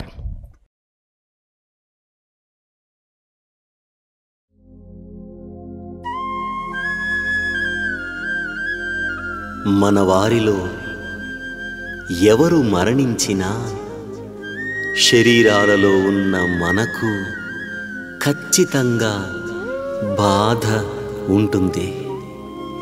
అయితే ఒకవేళ వారు విశ్వాసులైతే వారు బైబిల్లోని భక్తులతో ఇప్పుడున్నారని దేవుని వాక్యం మనకు భరోసానిస్తోంది. మనతో ఉన్నప్పుడు మాదిరికరంగా వారు జీవించిన జీవితాన్ని స్ఫూర్తిగా తీసుకుని మనము కూడా ధైర్యముగాను సంతోషముగాను విశ్వాస జీవితములో కొనసాగుదాం.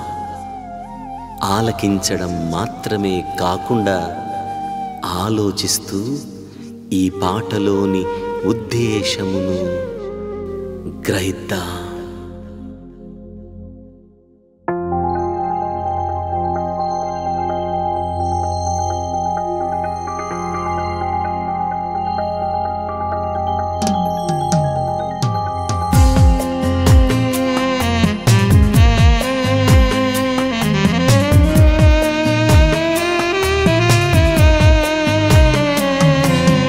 ఒకవైపు బాధగా ఉన్నా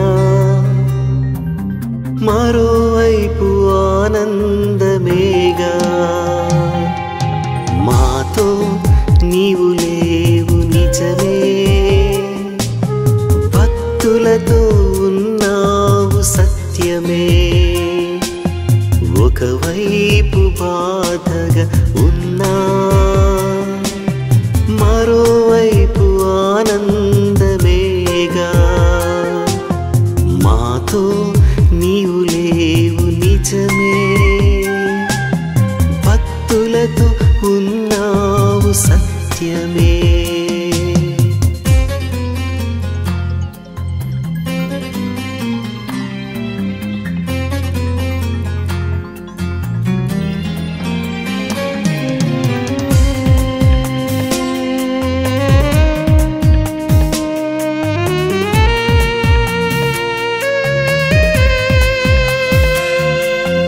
ఏర్పరచబడిన అమూల్యమైన సజీవమైన రాయి యొద్దకు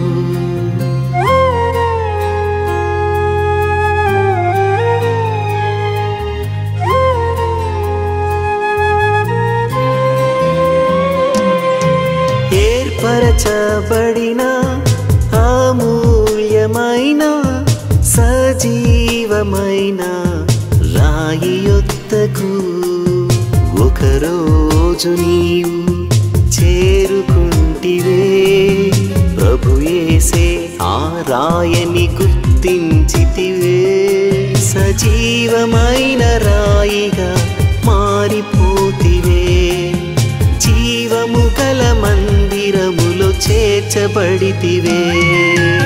ఒకవైపు బాధగా ఉన్నా మరోవైపు ఆనందమేగా, మాతో నీవు లేవు నిజమే, భక్తులతో ఉన్నావు సత్యమే.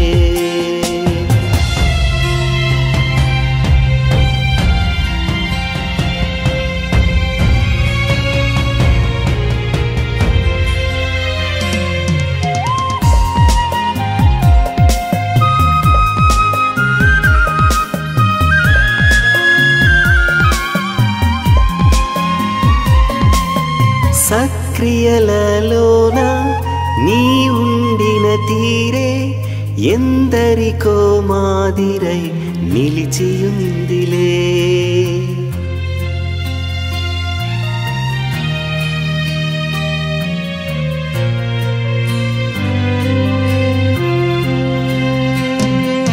సక్రియలలోన నీ ఉండిన తీరే ఎందరికో మాదిరై నిలిచియుందిలే. ఒకరోజు నీతో మేము కూడా ప్రభు యేసుని కలుసుకొని ఆనందింతుము, సార్వత్రిక సంఘముగా ఎత్తబడెదము, సదాకాలము దేవునితో ఉందుము. ఒకవైపు బాధగా ఉన్నా మరోవైపు ఆనందమేగా, మాతో నీవు లేవు నిజమే, భక్తులతో ఉన్నావు సత్యమే.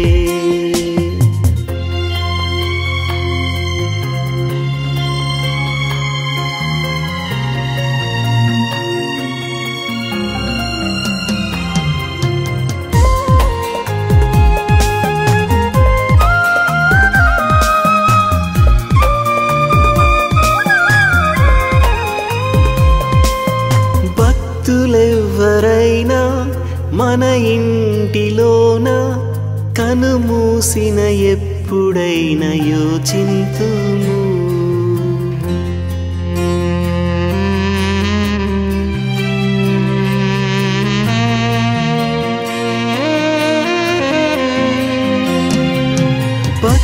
భక్తులెవ్వరైనా మన ఇంటిలోన కనుమూసిన ఎప్పుడైనా యోచింతుము. ఒకరోజు వారితో మనము కూడా ప్రభు యేసుని సన్నిధిలో నిలిచియుందుము, భక్తి కలిగి జీవిస్తే ఇది సాధ్యము, త్రిత్వ దైవ సన్నిధే మన భాగ్యము. ఒకవైపు బాధగా ఉన్నా మరోవైపు ఆనందమేగా, మాతో నీవు లేవు నిజమే, భక్తులతో ఉన్నావు సత్యమే. ఒకవైపు బాధగా ఉన్నా మరోవైపు ఆనందమేగా, మాతో నీవు లేవు నిజమే, భక్తులతో ఉన్నావు సత్యమే, భక్తులతో ఉన్నావు సత్యమే, భక్తులతో ఉన్నావు సత్యమే, భక్తులతో ఉన్నావు సత్యమే.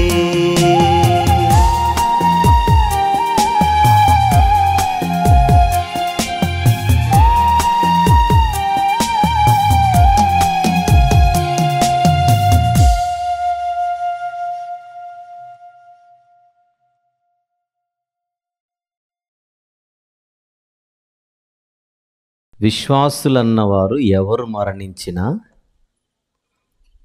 ఈ పాటలోని భావం ఏదైతే ఉందో ఆ భావముతో కూడుకున్న ఆలోచనలతో మనం బతకాలి. ఇంక నేను బతకడం వేస్ట్, నేను కూడా చచ్చిపోతాను అనే ఆలోచనలు మనకు రాకూడదు. కారణం మనం అనుకోకపోయినా పోతాం, అది ఖాయం. జీవాన్ని ఇచ్చిన దేవుడే టైం వచ్చినప్పుడు తీసేస్తాడు, మనం తీసుకోకూడదు. 3 రోజుల సభలు ముగింపు రోజు మన జీవితానికి సంబంధించిన వాస్తవాలు ఈ రాత్రి మనం ఆలోచిస్తున్నాం. భక్తులుగా ఉండి ఈ లోకాన్ని విడిచిపెట్టి వెళ్ళిపోతే, ప్రభువునందు విశ్వాసం ఉంచి కలిగి మనం వెళ్ళిపోతే ఆ భవిష్యత్తు వేరు. అయితే ఈ రాత్రి నేను ఈ సందేశాన్ని ముగించే ముందుగా ఇంకొక ఆలోచించవలసిన విషయాన్ని మీ ముందు ప్రస్తావించిన తర్వాతే సెలవు తీసుకుందామనే ఆలోచన కలిగి ఉన్నా. అందరూ ఆలోచించండి. ఒక వ్యక్తి లేదా కొందరు వ్యక్తులు మనకు దూరం అవ్వాలి అంటే, బాగా ఆలోచించండి, చివరి మాట ఆలోచిద్దాం. ఒక వ్యక్తి లేదా కొందరు వ్యక్తులు మనకు దూరం అవ్వాలంటే వాళ్ళు చనిపోతేనే దూరం అవ్వరు. కొంతమంది బతికున్నా దూరంగా ఉంటారు మనకు. ఇప్పుడు అది కూడా ఆలోచించాలి. మనకు భూమి మీద బాధ ఎప్పుడు కలుగుతుందంటే ఎవరైనా చనిపోతే బాధ. కానీ బతికున్నప్పుడే కొంతమంది మనల్ని వదిలేసి వెళ్ళిపోతుంటారు, దూరం అయిపోతుంటారు, లేదా మనల్ని దూరంగా ఉంచుతుంటారు. ఉదాహరణకు,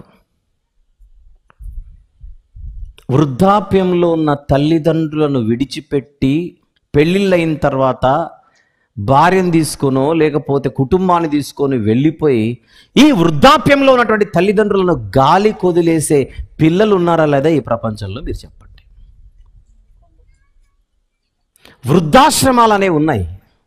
అందులో ఉన్నోళ్ళందరూ పిల్లలు లేనోళ్ళనేం కాదు, పిల్లలున్న అనాథలు. వాళ్ళకు బాధే. కొన్ని కుటుంబాలలో భార్యకు అన్యాయం చేసి ఒక భర్త విడిచిపెట్టి వెళ్ళిపోతుంటాడు.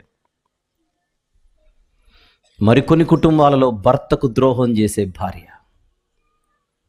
మరికొందరి జీవితాలలో స్నేహితులు మన పరిస్థితి బాగలేదని దూరంగా ఉండడం. బంధువులు మన ముఖం కూడా చూడరు. చెప్పండి, ఇలాంటి పరిస్థితి సమాజంలో ఉందా లేదా? ఏదో మన పరిస్థితులు బాగలేవు, కారణాలు ఏవైనా ఉండొచ్చు.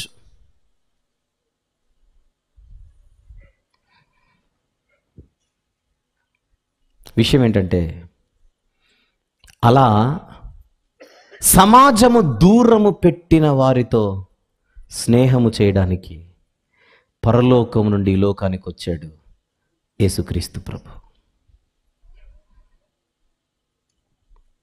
ఏంటండి మనిషి పాపులతో సహవాసం చేస్తాడేంటి అని సణిగారట. రోగులకే వైద్యుడు కానీ ఆరోగ్యవంతులకు కాదు అని వారి జీవితాలలో వెలుగును నింపడానికి ఆయన వచ్చాడు. వారి జీవితాలను మార్చడానికి వచ్చాడు. నేనున్నాను అనే భరోసా వారికి కల్పించడానికి ఈ లోకానికి వచ్చాడు. ఒక్క మాట చూద్దాం. లూకా సువార్త 4వ అధ్యాయం. లూకా సువార్త 4వ అధ్యాయం 17 నుండి చూద్దాం. ప్రవక్త అయిన యెషయా గ్రంథము ఆయన చేతికి ఇయ్యబడేది.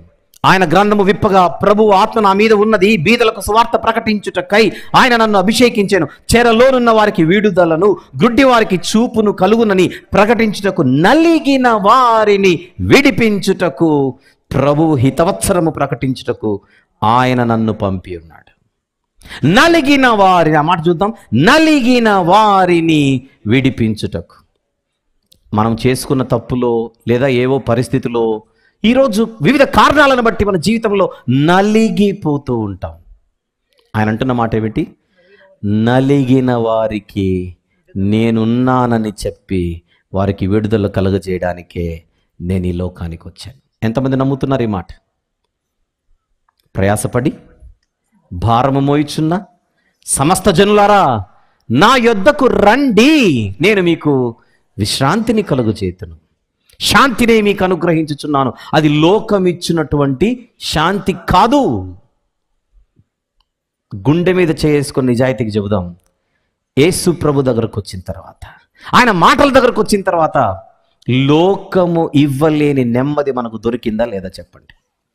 దొరకలేదా? ఒక ఆనందం, ఒక నెమ్మది, ఒక ప్రశాంతత. ఎందుకంటే ఆయన దగ్గర మోసం లేదు, ఆయన దగ్గర కపటము లేదు, ఆయన దగ్గర మాయ లేదు, ఆయన దగ్గర భ్రమ లేదు, ఆయన దగ్గర అబద్ధం లేదు. మనుషులను నమ్ముకుంటే మోసపోతామేమో, కానీ ఆయన దగ్గరకు వస్తే ఆయన ఎప్పుడూ మోసం చేయడు. అందుకే సూర్యుని క్రింద ఉన్నది సమస్తము తాత్కాలికం, హెబెల్ అన్నాడు ప్రసంగి గారు. కానీ సూర్యుని పైనున్న లోకము నుండి లోకానికి వచ్చిన వాడే ప్రభు అయిన యేసుక్రీస్తు వారు. ఇందాక మనం చదివాం తెస్సలోనిక మొదటి పత్రికలో, మనము సదాకాలము ప్రభువుతో ఉందుము అనుందా లేదా? ఆ మాట చూద్దాం ఒక్కసారి ప్లీజ్. తెస్సలోనిక మొదటి పత్రిక 4వ అధ్యాయం 17వ వచనములోని చివరి మాట, కాగా మనము సదాకాలము ప్రభువుతో కూడా ఉందుము. ఎవరా ప్రభు? కలువరి గిరిలో మనపై ప్రేమ చూపిన ప్రభు ఆయన. కరుణను చూపి మనల్ని క్షమించి మనకు రావలసిన శిక్షను భరించిన ప్రభు ఆయన. రక్తము కార్చిన వాడాయన, ప్రాణం పెట్టిన వాడాయన, సమాధి చేయబడిన వాడాయన, తిరిగి లేచిన వాడాయన, పరలోకానికి ఆరోహణమైన వాడాయన, సింహాసనాసీనుడైన వాడాయన, మనల్ని పాలిస్తున్న వాడాయన, తిరిగి మరలా మన కొరకు రాబోచున్నవాడు ఆయన.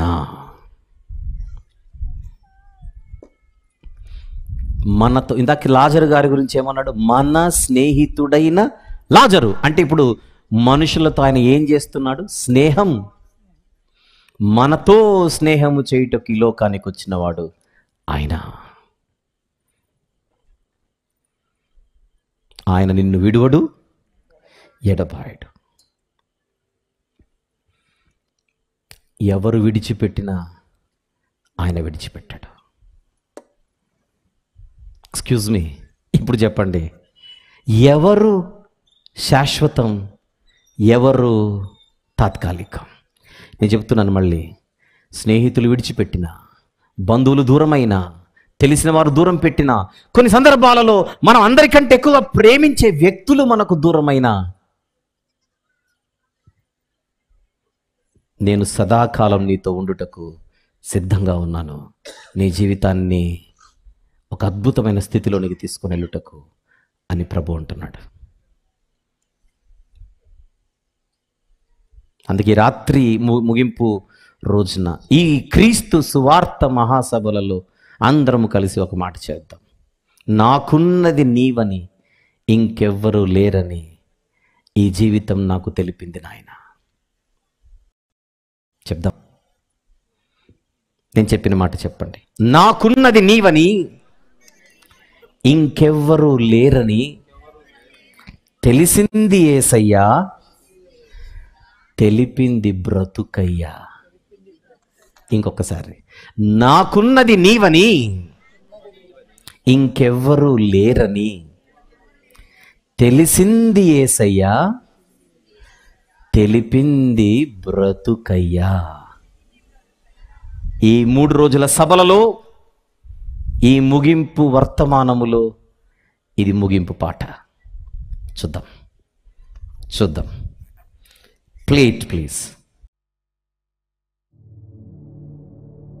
మన పరిస్థితులు బాగలేకపోతే కొన్ని సందర్భాలలో కట్టుకున్నవారైనా, కడుపున పుట్టినవారైనా, బంధువులైనా, స్నేహితులైనా ఎవ్వరూ మనతో ఉండరన్నది వాస్తవం. అయితే మనలాంటి వారితో స్నేహం చేయుటకే నరుడిగా ఈ లోకానికి వచ్చిన దేవుడు యేసు ప్రభు అని గ్రహించి ఈ పాట ద్వారా ఆయనను స్తుతిద్దాం.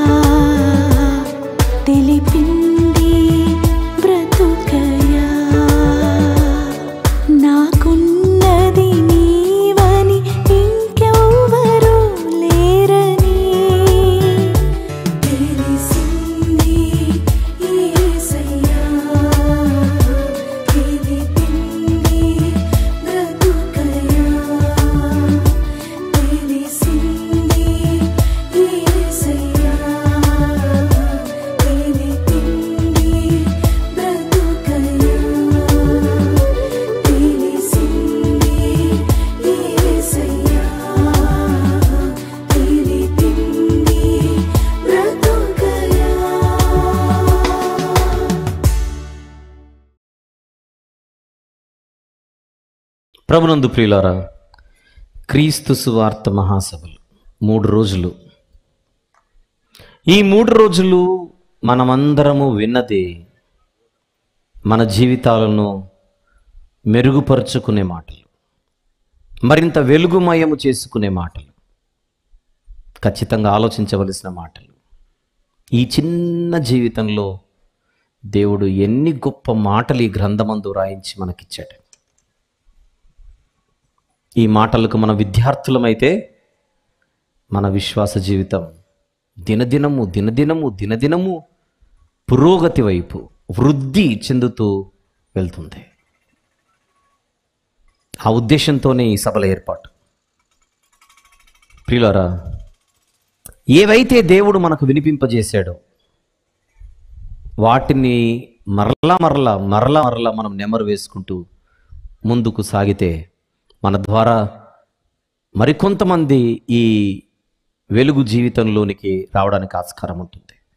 మనకిచ్చిన పరిధి, మనకిచ్చిన కుటుంబం, మనకున్నటువంటి స్థితి, దానిని దేవునికి మహిమకరంగా మనం పెట్టుకొని ప్రయాణం చేయాలి. తాత్కాలికమైన లోకములో తాత్కాలికమైన జీవితము కలిగి నిత్యుడైన దేవుని వైపు చూస్తూ బ్రతుకుదాం. తండ్రి, కుమార, పరిశుద్ధాత్మ అనే దైవత్రయం మనకు అండగా ఉండగా కలవరమెందుకు దండగా ఆనందిస్తూ జీవిద్దాం. ప్రభునందు ఆనందిస్తూ జీవిద్దాం. నేను రాత్రి చెప్పినట్టుగా ఎవరైనా ఇలాంటి వాక్యం ఇంకా గొప్పగా నేర్చుకుంటూ ముందుకు సాగాలంటే రాత్రి మేము నడిపే బైబిల్ కాలేజ్ గురించి, బైబిల్ కోర్సుల గురించి చెప్పడం జరిగింది. ఈ 2025వ సంవత్సరానికి నూతన బైబిల్ కోర్స్ కొత్త బ్యాచ్ మనం స్టార్ట్ చేస్తున్నాం. మార్చి 1వ తారీఖు నుండి తరగతులు ప్రారంభమవుతున్నాయి. మరి నేను రాత్రి ఫోన్ నంబర్స్ ఇచ్చాను. తెలియని వారి కోసం మరొక్కసారి, బైబిల్ కాలేజ్లో బైబిల్ కోర్సులు అందించబడుతున్నటువంటి విషయాన్ని ఎవరైతే తెలుసుకున్నారో వారు ఫోన్ నంబర్లు అవసరమైతే తీసుకొని వారికి ఫోన్ చేసినట్లయితే వారి వివరాలు తెలియజేస్తారు. నంబర్లు రాసుకోండి దయచేసి. రాత్రి ఇచ్చినవి 6300043337 6300043337. అలాగే మరొక ఫోన్ నంబర్ 988582370 988582370. తెలుగు వ్రాయడం, తెలుగు చదవడం వచ్చిన ఎవరైనా సరే వయోభేదము లేకుండా ఇంటి దగ్గరే ఉంటూ వారానికి 1, 2 లేదా 3 గంటల చొప్పున మీరు కేటాయించగలిగితే బైబిల్ తరగతులు చక్కగా నేర్చుకొని మీరు ముందుకెళ్ళొచ్చు.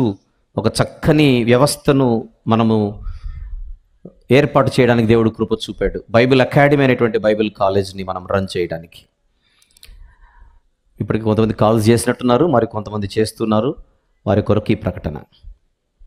ఒకసారి నేను ముగించే ముందుగా ఇంతకుముందు మనం మాట్లాడిన మాటలు అందరూ ఒకసారి పలుకుదాం. నాకున్నది నీవని చెబుదాం ప్రభుతో.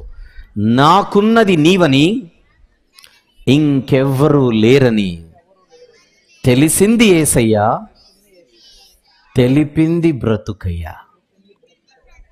కుదిరితే ఎక్కడున్న వాళ్ళు అక్కడే మీ చేతిలో బైబిల్స్ పట్టుకొని మీరు పాటల పుస్తకం తెచ్చుకొని ఉంటే అవి కూడా పట్టుకొని ఒకసారి లేచి నిలబడదాం.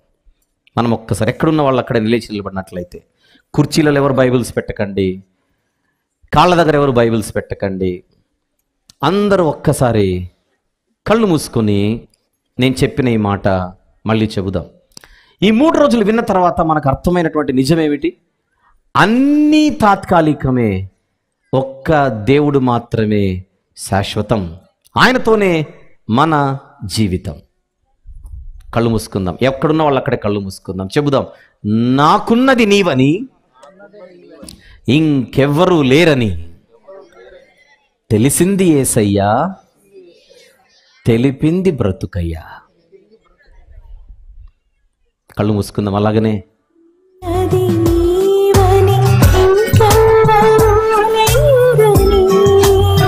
కలిసి పాడదాం.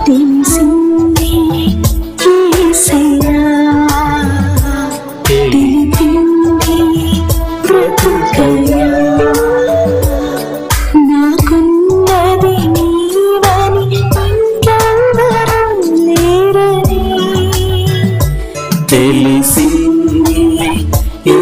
యేసయ్యా తెలిపింది బ్రతుకయ్యా తెలిసింది యేసయ్యా తెలిపింది బ్రతుకయ్యా అందరూ కలిసి తెలిసింది యేసయ్యా తెలిపింది బ్రతుకయ్యా తెలిసింది యేసయ్యా తెలిపింది బ్రతుకయ్యా కలిసి తెలిసింది యేసయ్యా తెలిపింది బ్రతుకయ్యా తెలిసింది యేసయ్యా తెలిపింది బ్రతుకయ్యా తెలిసింది యేసయ్యా తెలిపింది బ్రతుకయ్యా కలిసి తెలిసింది యేసయ్యా తెలిపింది బ్రతుకయ్యా తెలిసింది యేసయ్యా తెలిపింది బ్రతుకయ్యా తెలిసింది యేసయ్యా తెలిపింది బ్రతుకయ్యా అందరు కలిసి పాడదాం. తెలిసింది యేసయ్యా తెలిపింది బ్రతుకయ్యా మన కుడి చేతిని పైకెత్తి పాడదాం. తెలిసింది యేసయ్యా తెలిపింది బ్రతుకయ్యా తెలిసింది ప్రభుతో చెబుదాం. యేసుక్రీస్తు ప్రభుతో చెబుదాం. బ్రతుకయ్యా నాకున్నది నీవేనని చెబుదాం. యేసయ్యా ఇంకెవ్వరూ లేరని చెబుదాం. బ్రతుకయ్యా తెలిసింది యేసయ్యా తెలిపింది బ్రతుకయ్యా తెలిసింది యేసయ్యా తెలిపింది బ్రతుకయ్యా కలువరిగిరిలో నాపై నీవు చూపిన ప్రేమ తెలిసిందయ్యా అని చెబుదాం. కరుణను చూపి నన్ను నీవు శిక్షకు దూరము చేశావని చెబుదాం. స్నేహితుడై ఇంకెవ్వరు లేరని తెలిసింది యేసయ్యా తెలిపింది నాకున్నది నీవని నాకున్నది నీవని ఇంకెవ్వరు లేరని తెలిసింది యేసయ్యా తెలిపింది బ్రతుకయ్యా అందరూ చేద్దాం. నాకున్నది నాకున్నది నీవని ఇంకెవ్వరు లేరని తెలిసింది యేసయ్యా నవ్వుతూ చెబుదాం. తెలిపింది బ్రతుకయ్యా నాకున్నది నీవని నాకున్నది నీవని ఇంకెవ్వరు లేరని తెలిసింది యేసయ్యా తెలిపింది బ్రతుకయ్యా తెలిసింది నీవని ఇంకెవ్వరు లేరని చెప్దామా? తెలిసింది యేసయ్యా తెలిపింది బ్రతుకయ్యా ప్రేమగల తండ్రి, జీవం గల నాయన, కృపగల దేవ, మహిమగల రా, ఎంత గొప్ప దేవుడు మీరు. మీరే నిత్యుడు, మీరే మాకు శాశ్వతం. సూర్యుని క్రింద ఉన్న ప్రతిదీ తాత్కాలికం. ప్రభువా, ఈ వాస్తవాన్ని ఎల్లప్పుడూ మేము మనసులో మాకున్నది మీరేనని